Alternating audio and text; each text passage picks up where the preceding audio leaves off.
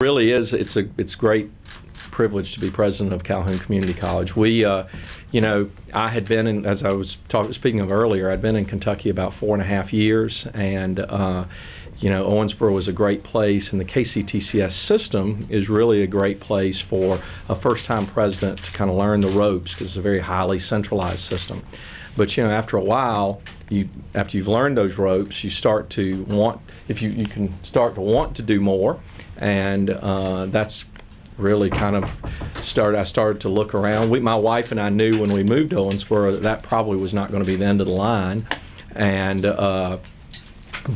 we started to look around, and Alabama has a very good community college system. It's had its ups and downs in the past. There's no question about that. But I think that hopefully the rapid changeover in chancellors here in Alabama has come to a stop, and we've got the state itself, I think, is uniquely positioned to really move forward and be one of the national leaders in economic development. And most of that is going to, in my mind, is going to occur right here in northern Alabama. I think I'm very optimistic about what the future holds for this region. So Calhoun was very attractive to us, and I won't lie, we wanted to get back down south a little bit and get back among folks. As I was in the restaurant one night when I was a finalist, and I called my wife and I said, everyone speaks just like we do. and so that makes you more comfortable, and so we're looking forward to it. And of course, as I mentioned earlier, and Baines, you certainly already know, my wife and children are still in Owensboro, and they'll be there until the end of the school year, and then we're going to they'll be moving down in the summer, and so I'm kind of temporarily here in temporary housing until we can get the school year behind us. So, I've spent all of 3 days here, so I have all of 3 days of knowledge about Calhoun. But what I can tell you that I think we certainly need to do and need to look at as far as an institution is we need to certainly look at growing our enrollment of traditional students coming out of the high schools. I think we can certainly improve those percentages of students that we have that graduate from high school, and then we'd like for more of them to come on to Calhoun for their higher education choice. You really think about it, the two-year colleges provide really several good things. First off is cost. A student can save a tremendous amount of money by staying at home, and or staying at least in the region. They may not want to stay at home, but on tuition, it's half to 2/3 cheaper, depending on the institution they're looking at, to make that start for those first 2 years at a community college. And Calhoun is no different than that. The other aspect is, though, I think, is that quality counts. And, you go off to a big university, and as even I did when I went to USC and went to graduate school at the law school there, I found myself in several classes where I was one of 200 students. The class was taught by a graduate assistant. I never really even met the professor. And that is, that can be very challenging for someone as a freshman or a sophomore. They have the opportunity to come to a community college where you have a low student-to-teacher ratio, and the faculty member knows them by their name. They can, and also support structure is there and is available for that student to get help if they need it, and those are great benefits for anybody who is moving on into higher education. I don't really care what they want to do. If they want to become a doctor or a lawyer, it makes great sense to make the start here. If they want to become a welder, it makes a great start to begin here. It's really kind of from A to Z. And the last thing is that we prepare, and that leads into, we really prepare people for careers. I think that we talk a lot about preparing people for jobs, and it goes back to that example I was talking about with Fuji. Mm-hmm. You prepare someone for a job, that's for today. Really, the community college, our mission, I mean, maybe not so stated, but implied certainly, is that we should be preparing students for careers, because those careers, that employment that they have out of college is going to change, and it's going to change because technology changes and their world changes, and we need to make sure that they're ready to do that. And largely you do that through getting an associate degree. I mean, they may come here and start with a certificate and then go into the world of work, but they're going to find as they progress along that associate degree is critical. And it's also critical to the employer for the thinking skills and communication skills that it brings along with it. So, those are kind of some of my ideas about where we need to go. I'd like to see us grow some of our technical programs. We've got the Huntsville campus is under construction, and I think it holds great promise as well. And so I think those are some things that we need to certainly take a look at. I'm open up to any questions that you may have. Have you had a chance to study Calhoun's financials and where the college sits and what you need to do going forward? Well, we're doing a lot better in Kentucky. The college's financials are good, and they're strong, and that puts us in a unique situation where we can. We have some resources that we can apply towards if we decide we want to create a new program, or we decide we need to renovate some lab space or some things like that, we would be able to do that. One thing that we are going to do, matter of fact, I was just talking with the CFO a few minutes ago that relates to facilities, is that it's been a significant period of time since we've done a campus master plan where you bring in an architectural firm that works in master planning, and that we look at the space we have and we look kind of at the best application of that space for academic purposes going forward, and kind of see what we need. And I think that's certainly important. The Southern Association of Colleges and Schools Commissions on Colleges thinks it's important too, and so we need to do that for SACS purposes anyway. But I think it's also not just because it's required by SACS, but I think it's a good idea that we really take a good professional assessment of all of our facilities and what we have and where we want to take those. Were there any plans that you might want to tweak in terms that are already underway? What's going on with the Arts College in Decatur and various projects? No, well, I will confess that even after day 3, we tried to do the whole college yesterday, and we made it to 2 out of the 4 places. We covered the main campus here, we covered Huntsville. The 2 places we left out were the ACA and the Limestone Correctional Facility. We will get those. Hopefully I'll get to them next week. I don't have any plans to tweak anything going on at the Arts Center at this point.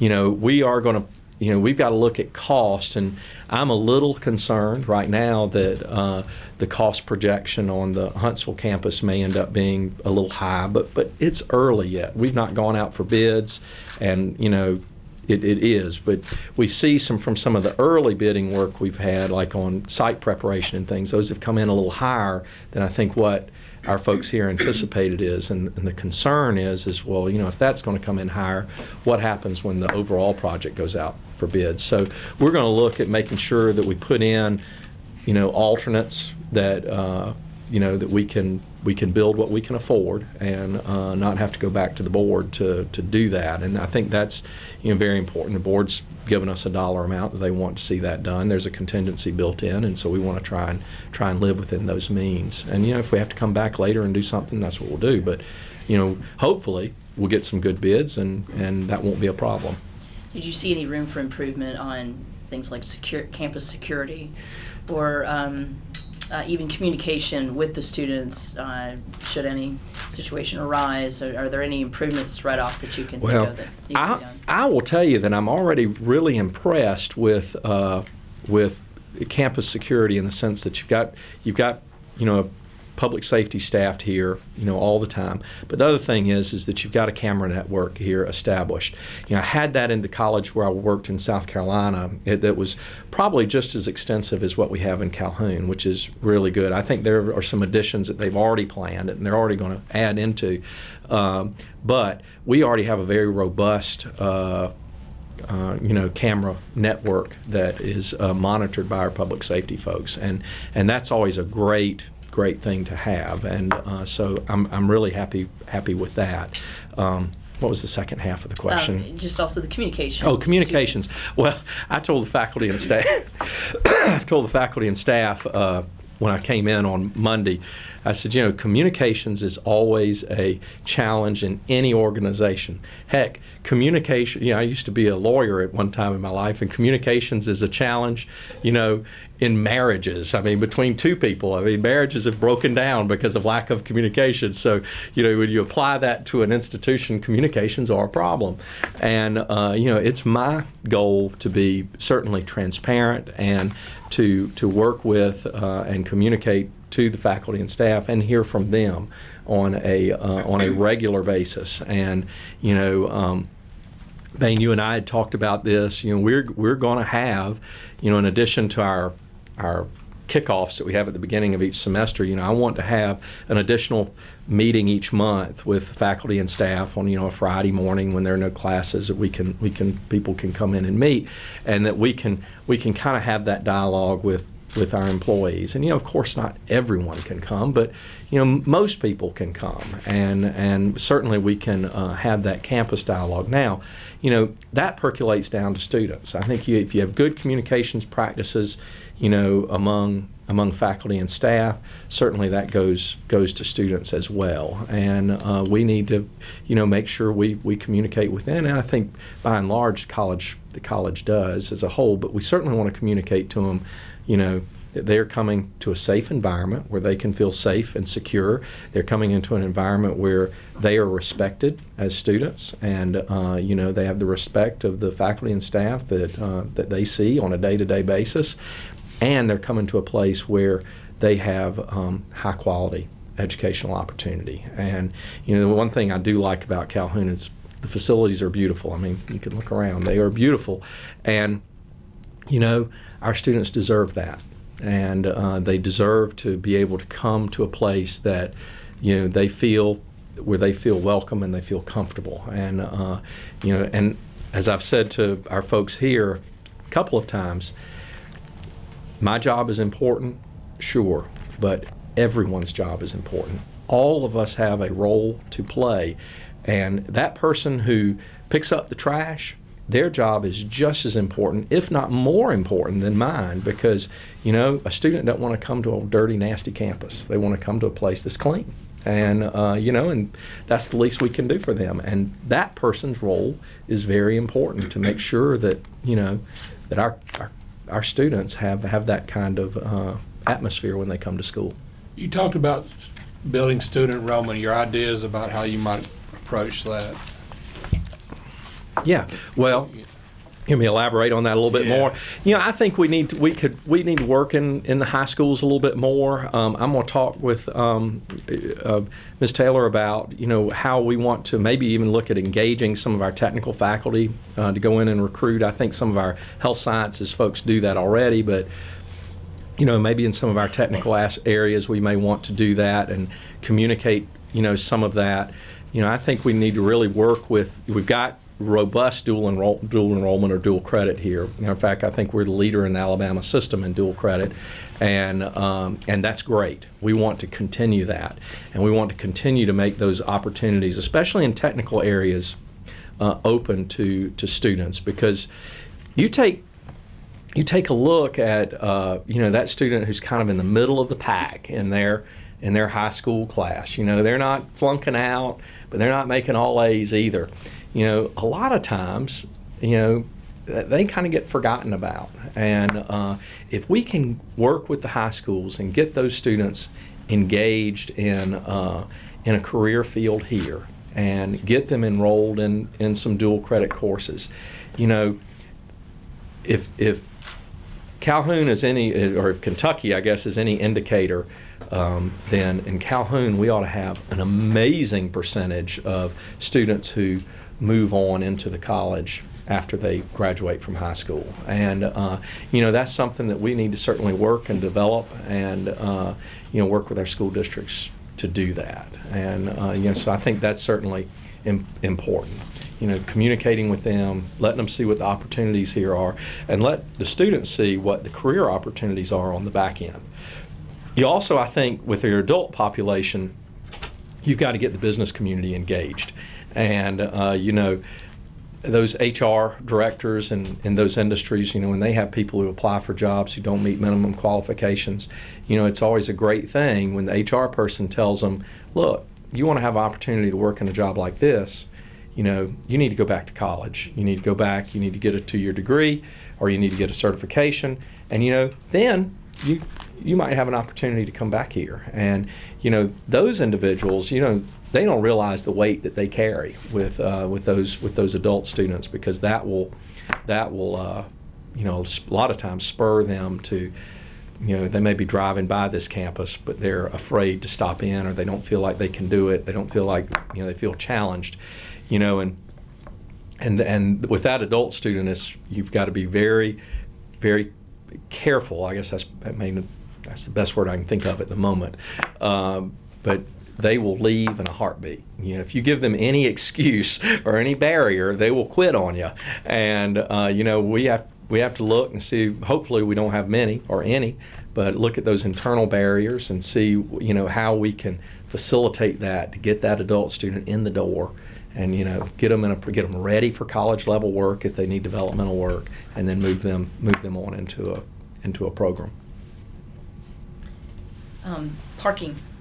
There's not Any much comments? of it. Any intention of trying to improve parking? Well, we very well may have to. The one thing is that this college, like all the rest of the community colleges for the most part in the nation, we're coming off, we work inverse to the economy. When the economy's in the dumps, the community college it's harvest time, where everything's going great. When the economy's doing great, enrollment tends to fall off a little bit, because people, they've got jobs, or they don't feel the need to go back and improve those skills or get the skills they need to get a job. So, we probably need to monitor a little bit on enrollment. We're down a little bit this year, and we're probably better than most around the country if you look at it. That's just indicative of the economic times where we are right now. And so the parking issue may take care of itself, but that's, so I think if we have a sustained growth in enrollment, over that period of time, certainly you gotta meet the needs of the student, and that parking is maybe one of them. How far is enrollment down? Do you know? For this spring, we were down 7%, I think, over spring of last year, right? So, and spring always runs a little lower than fall anyway, but we were down 7%, and quite frankly, that's a lot better than when I left in Owensboro.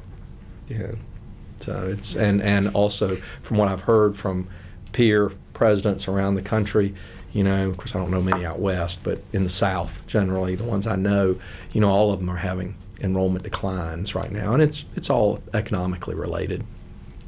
So the student body here is what, 11,000, or is it 12,000? No, it's in between 10 and 11. 10 and 11. Closer to 11. Yeah. You mentioned the master plan that you're interested in. How soon do you think you would contact an architect and get something underway with it? You got to go through the process. So we'll have to put it out and allow, I'm sure, companies to bid on that, and then we'll interview them. Is that something you hope to do in your first year? Yeah, we want to get that done the first year. I definitely do. Because I think we've got our SACS fifth-year report coming up in 2 years, I think, in the next 2 years. I'd like to have it done by the time we have fifth-year review. So we can include that. All right. And lastly, you mentioned Huntsville, the improvements there may be more expensive than budgeted for. Did you see anything right off the top where you could cut back, or not yet? I have a meeting on the 9th with we're going to go over the entire project and take a look at that and see what we need to do. And we're, like I say, we're early on in the process, and we may need to do nothing, but we may need to do something. So we'll kind of take that as a wait and see approach and see what we need to do. Have you already done bids on that project? No, not for that. They did some bids to clear the land already. That was it. The enrollment, I know that it's a lot of concern. Athens State has been through the issue. Is it something that, how do you plan on approaching this enrollment issue? Are you planning on appointing committees? Do you have, No, I think we want to take a look at really using the resources we have with our recruiters, and then also I think it's incumbent on me to build good relationships with our school superintendents as well to really start to work to grow that high school enrollment a little bit. And then it comes also back, it's kind of a PR issue. We need to convey the message to parents that, hey, Calhoun is the right choice for your child regardless of what they want. If they want to become a doctor, I've used this example with the folks here, if they want to become a doctor, you're looking at probably going into debt $150,000 to become a physician. And the prospects for physician pay in the future under the Affordable Care Act are flat at best, and unless you're highly specialized in what you do. So why not make the start at the community college, get your chemistries behind you, get your mathematics behind you, and get those hardcore courses behind you those first 2 years, and then go on to the university or go on to Athens and get your bachelor's degree, and then move on to medical school. And I would certainly argue, again, I go back to the class size and quality of faculty, and the fact that our faculty are there for our students, that those students who choose Calhoun, not only will they save money on that $150,000 quest to become a physician, but they will also be better prepared as they go on to that university experience, that we can prepare them with those core courses. The same thing goes with engineering. They want to become an engineer. I have a good friend of mine who is he is the facilities engineer for the Kaiser Permanente healthcare chain out in California.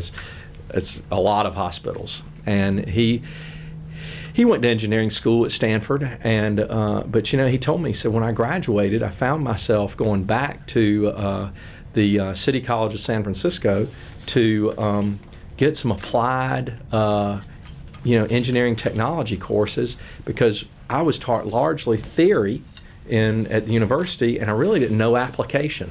And he said, I took those courses so I could learn the application of what I was going to do when I went into my first engineering job. And there are a lot of high school students today who probably want to be engineers, but they don't know how hard that discipline really is.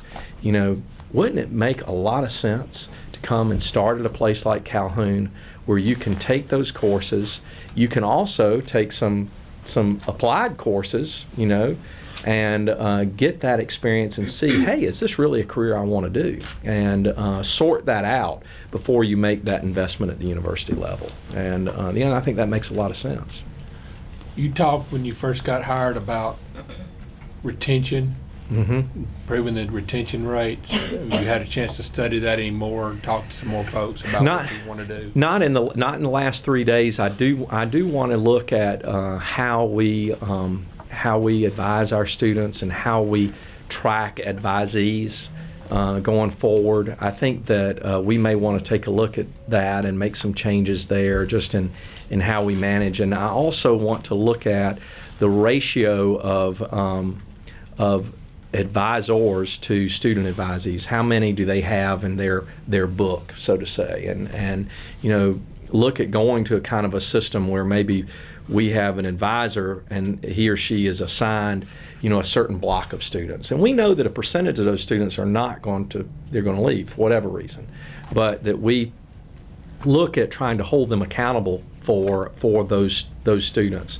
But in doing that, we may need to have some more advisors. And so I've not looked at those ratios yet, but I do want to look at the ratio of how many advisors we have today per full and part-time student going forward. Because it needs to be manageable for the advisor, and it needs to be manageable because really I hope that the advisor will, just as faculty do, build a relationship with that student. And because once that student has a relationship with people at the college, the likelihood of them sticking it out till graduation goes up significantly. And so it's important to build those bonds.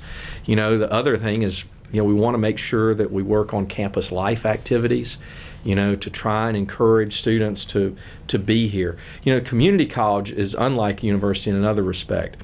You go off to university, you go off to university. It is what it is. University of Alabama football games, we don't have that. But, to come to the community college is what you make of it. If you want to make it an extension of high school, well, you can do that. But if you want to come and get involved in campus life activities, you can make it a real college experience. And that unfortunately falls to the student, but we have to encourage them, and we have to give them opportunities with student clubs and things like that, and really kind of motivate them to participate in those things. And I was happy to see there was went over the student center yesterday, and there's a nice little student rec area. These days it's got video games, which that's a big deal. It does have pool tables, which that was a big deal when I was in college. But they've got video games, so that's a big attractor. And to have those kind of places where students can kind of go and hang out and decompress in between classes, I think has a lot of value. And so it's those little things. If you do those, that you start to see your retention rate increase. How do you take the college's long-term goals at keeping up to date?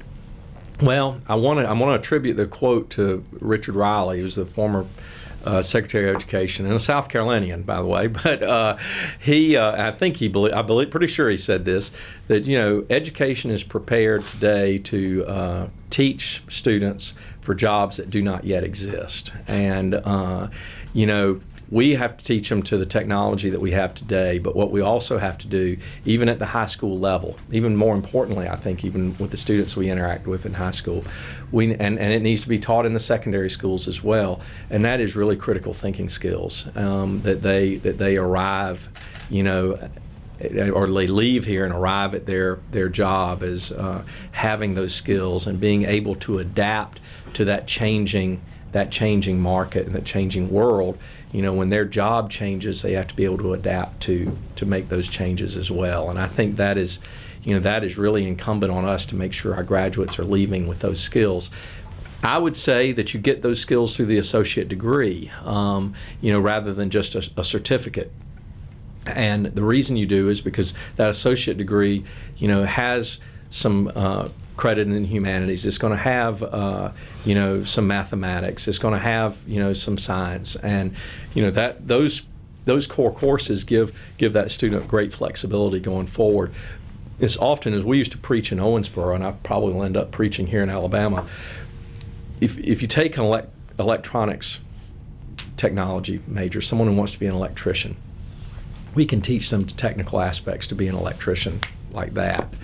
But what's that electrician going to do when he's on his own in his independent business, or he's working for someone in a factory someplace, and he's got to write a report to explain to his supervisor why they need to make a six-figure investment in a new motor or a new control or a new or why you have to rewire your house?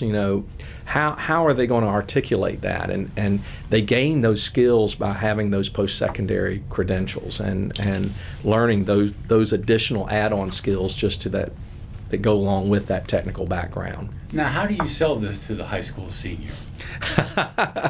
Well, I think we have to sell it to the high school senior of we're going to prepare you for the career that you're ready to go into, and we're going to get you there. And you're going to have to continue to take some general education courses, just like you did in high school. But we're going to be there for you, and we're going to help you get you through those. And if you have problems with there, we're going to have some tutoring assistance that we can provide for you and get you through those classes. But we're going to walk you through that step. And how do you incorporate that in your short-term and long-term goal? You mean, I'm going to need a little follow-up on a little more. In your short-term plans for the college, your long-term plans for the college? Well, I think a lot of that is already in place. I think we just really need to communicate with those high school students and certainly do that. With the adult student, we probably need to do that as well. The message is probably articulated a little differently because the adult usually is going to come to us, something's happened. They've lost their job.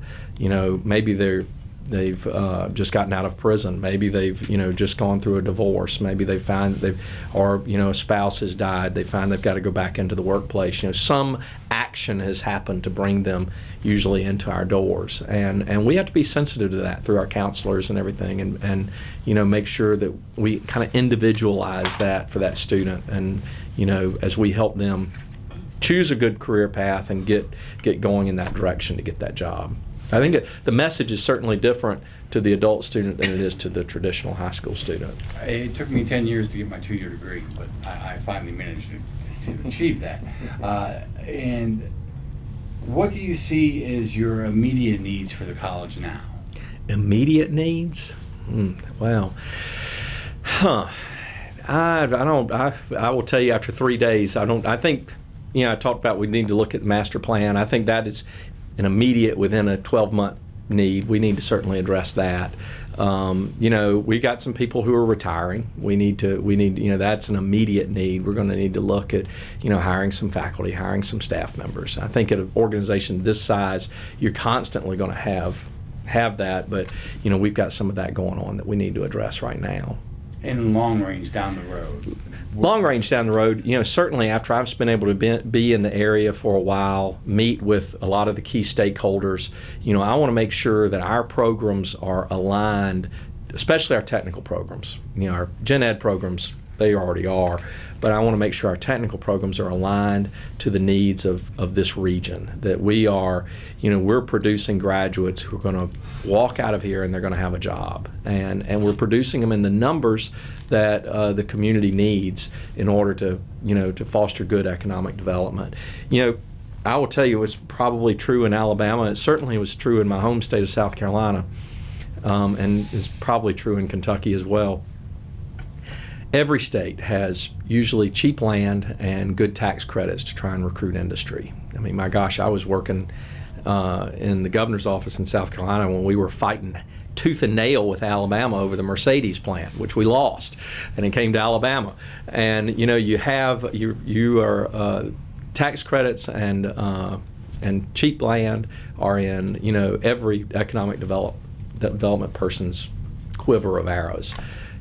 What we really have to be competitive is the workforce. We have to have a dedicated workforce that is trained or trainable and ready to go into those jobs. And that really, along with some other demographic factors, is really what I think is the key to being successful today. And I think that's why Northern Alabama's been successful. It's why South Carolina's been successful. And that is that's certainly something we want to do long term. Is we want to make sure we've aligned our programs to what the needs of this community are. And certainly they're in the STEM disciplines already. I mean, I've been here 3 days. I know that. And we certainly want to make sure we continue to do that. I wanted to also ask you about the master plan. I missed, I guess, the first part of the interview, and heard you mention it a couple times. Could you tell me a little bit of a brief? Well, it's been a while since we've done a facilities master plan, and one thing we do, and colleges regularly do this, and it's time for us. I think it's been about a decade or maybe even a little longer since we've done one here. And what you do is you hire, get an architectural firm that works in master planning, and we want to take a look at facilities usage, what we've got, what we need, and that helps us forecast what, if any, needs we have down the road. And so I want to take a look at that. It's a process that you go through. We highly document that process, and then certainly our credentialing body, Southern Association of Colleges and Schools, they that's part of the planning that you have to do to maintain your accreditation. So I want to make sure that we do that, and we go through that process. It's a good, healthy thing for any part of facilities of any institution to do, and it's just time for us to do that right now. You've only had 3 days. What's your general assessment of the college? General assessment is we've got a lot. I mean, it's a great institution. I think the people are very good, highly qualified. I am thrilled that a lot of our programs are already nationally credentialed. I worked on that in Owensboro. I believe that for programs like, and I never can remember the acronym exactly, get the letters exactly right, but ASCBP, the American Alliance of colleges and business schools and programs that, they credential business programs and IT programs. We've got both of those credentials here. We've just gotten them in Owensboro when I left. Nursing programs nationally, accredited. Those are great things. They're like the UL seal of approval, the Good Housekeeping seal of approval in common terms. So we've got a lot of programs that are nationally credentialed, and that's super. The college was recognized by the Aspen Institute as one of the top 10% of top 150 community colleges in the country. That is extraordinary, especially because I came from a college that probably was somewhere between 151 and 160. We always missed the cut every 2 years. But to come to Calhoun, you're at one of the top 10% institutions in the country. And so we've got, the college is in great shape, I think, in that aspect. We've got great potential to grow some programs. I think we've got great potential to work on our transfer and our retention towards graduation and increase those numbers. And I think if we do that, I hope that, maybe within the next decade, you'd see us move from that top 150 to the top 50. And, maybe one day, this institution, it's got the ability and capability to be a top 10 Aspen Award winner. I won't go so far as to say I hope we could be number one. I think we could be number one. We certainly could be. But, we could do that. And it's a lot of work, but, that's a goal that we ought to shoot for, is that, our next goal is not to be 150. We need to be in the top 50. Then we need to shoot for the top 10. Then we're going to shoot for number one. So, I think it's ambitious, but that's what I'd love to do that. And, the Aspen Institute is really, known community colleges, and of course been certainly recognized by the President of the United States as, this is, that's the standard you want to shoot for, and that's where we want to go.